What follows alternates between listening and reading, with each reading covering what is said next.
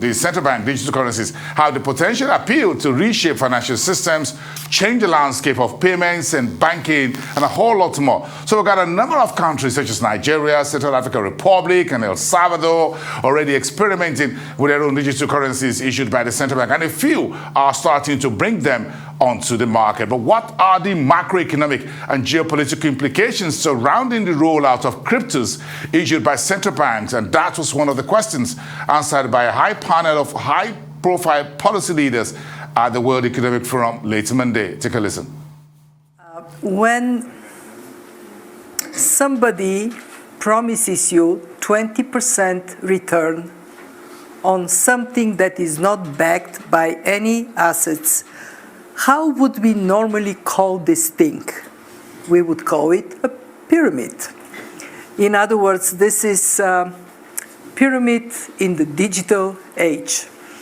But we should not be mistaken to immediately classify everything in the digital money world in a negative way, because there are three categories.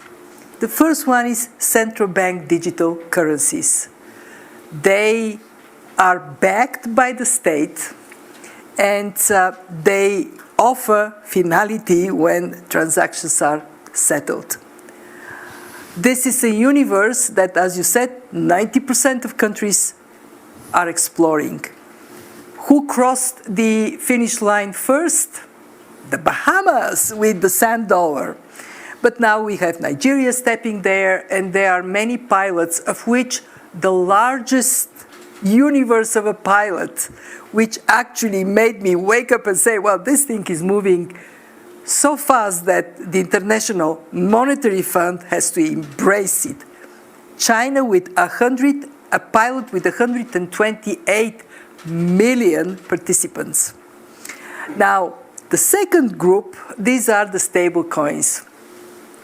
Some of them deserve the name because they are backed by assets, and when they're backed by assets 1-to-1, they're really stable. They look a little bit like money market funds, but they're money market funds in this digital space. And then we have lower degree of stability. The less there is a backing, the more you should be prepared to take the risk of this thing blowing in your face, which is what happened some days ago. I want to be very, very direct that I do feel for the people who lost money, because part of the reason they lost money is not really being well educated on this new investment world. And I want to go to the third universe, the crypto that is really not pretending to be backed up by anything, not designed to be backed up by anything. It is really the trust that is built in a way that brings value. It is an investment class.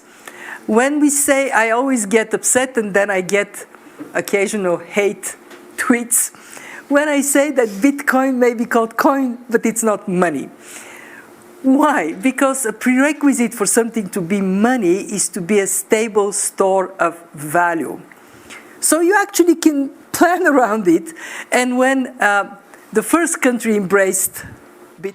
Okay, there's a whole lot more being discussed in Davos. For more and what's on the menu today and what's been discussed at the World Economic Forum, our international correspondent Adefemi Akinsanya joins me live now from Davos. It's good to see you, Adefemi. The global food crisis, let's put food in our stomach. It's dinner time here in Lagos, and I'm sure it's also in Davos over there. Strong words from the European Commission's president. What are the plans to tackle it? Well, thank you, Bosun. Well, that's a fantastic intro you gave me just then, because it's very, very interesting. People are hungry, but the food just isn't getting to them. And the reason the food isn't getting to them, one of the reasons why the food isn't getting to them is because of Russia's invasion in Ukraine. Russia has a presence in the Black Sea, which is prohibiting Ukrainian food products from being exported. We did hear Volodymyr Zelensky say more than 200 million tons of sunflower seeds and wheat and other food products have been stopped from being exported, and that's obviously contributing to this food crisis that the world is seeing. So in response, the European Commission had some very stern words for Russia, said that it was blackmailing the rest of the world, and that echoes earlier calls from the United States, other voices in Europe accusing Russia of holding food for ransom and using it as a weapon of war. So what the European Union have done is make an offer of 10 billion euros to Ukraine as an example of macro financial support. That offer is the biggest offer the bloc has made to a third country, so that is quite significant, in addition to all of the other support that it has extended to Ukraine as it fights this crisis because of that. Now, in addition to that money, they're also saying that they themselves, Europe, are going to be putting more effort into ramping up its food production capability and supporting African countries to do the same. Okay, so global security is fast becoming a cause for concern with the Russian invasion into this third month. So that is a concern for everyone. But again, if you look at Africa as well, is there any role we are playing? I would be mentioned in the scheme of things when you have big issues such as Russia-Ukraine war right in front and center of everyone? The NATO Secretary General today said that global leaders, the world, needed to be more mindful of who it trades with. And it said that freedom is more important than free trade. And that was throwing, well, I was about to say a little shade, that was throwing a lot of shade, not only to Russia, but also to China. So if we've got the situation in Russia where over-reliance on Russian resources means that in retaliation to global sanctions on Russia, we're seeing Moscow turn off the tap on its gas tap to countries like Finland, for example, and threaten to do that to other ones. That's because of the reliance countries have on Russia's energy resources. And that's true too when we look at infrastructural developments like 5G in China. And so what the Secretary General of NATO said was that countries need to be very intentional with how they trade, and they have to understand now that as this world shifts its focus towards greener and renewable energy options, perhaps that is obviously hitting Russia where it hurts. And when we talk about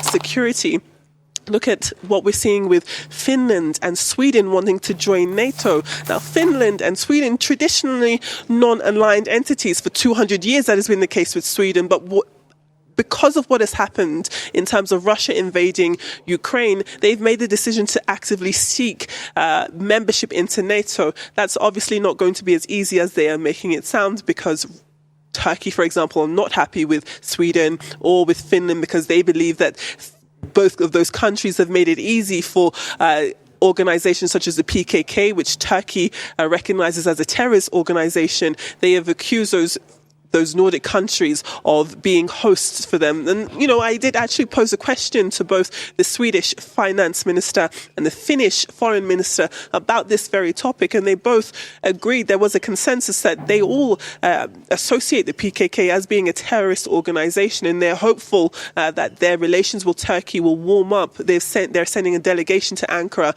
tomorrow, Wednesday, to start that process of negotiation. So across the world, there's obviously lots of different examples of geopolitical tensions, and Africa, of course, isn't exempt from that. But what we are seeing is that when we look at the environmental aspect of making sure that this world is safe, it's multifaceted. Many times when we talk about the climate, we're talking about emissions and what companies and countries can do to bring their emissions down. But there's another face to this climate crisis, in the sense that with Russia making threats of nuclear weapons, that obviously has an effect on the environment. And that's another reason why countries like Finland and Sweden want the protections of NATO.